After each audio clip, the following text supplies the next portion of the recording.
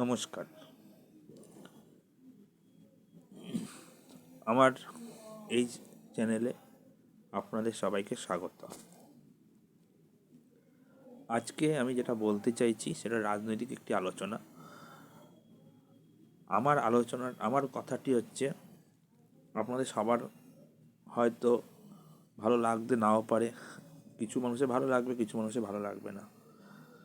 সেটা হচ্ছে আমাদের ভারতবর্ষে 1947 সালের আগে এবং 1947 সালের পরে, মানে ভারতবর্ষ ক্ষমতা হস্তান্তরের পরে যে দলটি এসেছিল সেটি যে কংগ্রেস, সে কংগ্রেস আজকে আমাদের ভারতবর্ষে মানে 75-75 ইয়ার্স সামথিং রাজত্ব করেছে। কিন্তু তারা কিন্তু ভারতবর্ষকে ডিভাইড অ্যান্ড রুল পলিসির মাধ্যমে ভারতবর্ষে রাজত্ব করেছে। মানে হচ্ছে ভারতবর্ষের দক্ষিণ ভারতের সাথে উত্তর ভারতের ডিভাইড করা, মানে হিন্দিভাষী অহিন্দিভাষী এই একটা ব্যবস্থা করে ভারতবর্ষকে টুকরো করে সেখানে রাজনৈতিকভাবে তারা ক্ষমতায় ছিল। ভারতবর্ষে 70 বছর ধরে বা 75 বছর ধরে তারা কোনো ডেভেলপমেন্ট করেনি।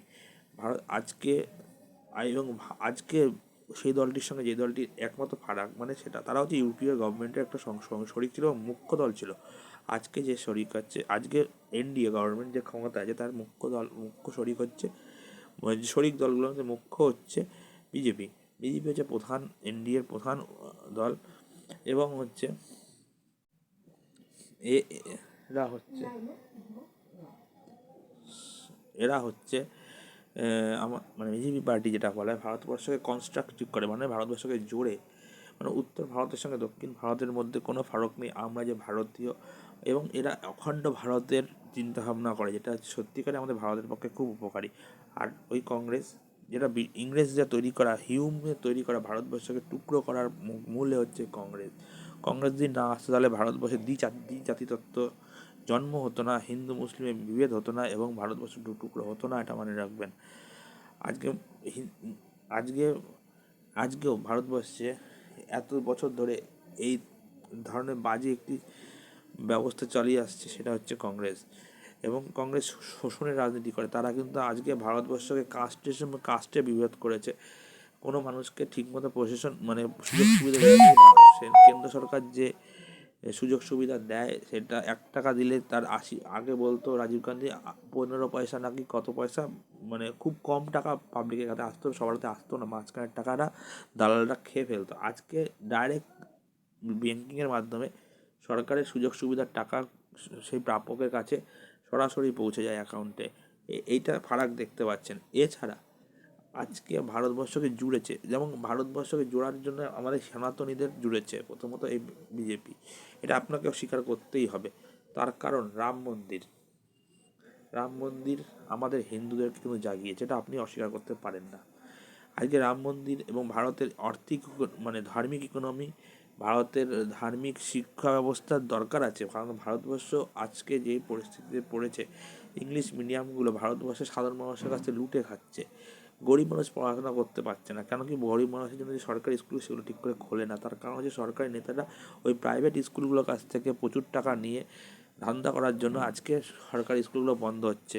লস কার হচ্ছে? সরকারের স্কুলগুলোর সাথে জনগণের। কারণ সরকারের উচিত জনগণের দেখভাল করা, তার জন্য স্কুল করা, শিক্ষা ব্যবস্থা দেওয়া, সেটা করছে না, পাস ফেল তুলে দিয়েছে। এটা একটা বাজে জিনিস।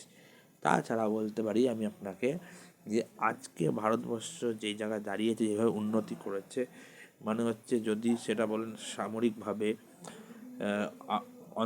মানে আন্তর্জাতিক ক্ষেত্রে ভারতের মান সম্মান বৃদ্ধি পাওয়া থেকে শুরু করে ভারতবর্ষ G20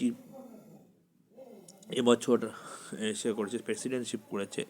এবং এছাড়া তারা বিভিন্নভাবে ভারতবর্ষ নানা রকম কাজ করেছে। যেমন ভারতের সম্মান এতটাই বৃদ্ধি পেয়েছে, ইউক্রেন রাশিয়ার যুদ্ধে ইউক্রেনে থাকা ভারতীয় বাসিন্দারা ভারতবর্ষ নিজের ক্ষমতায় ছাড়িয়ে এনেছে।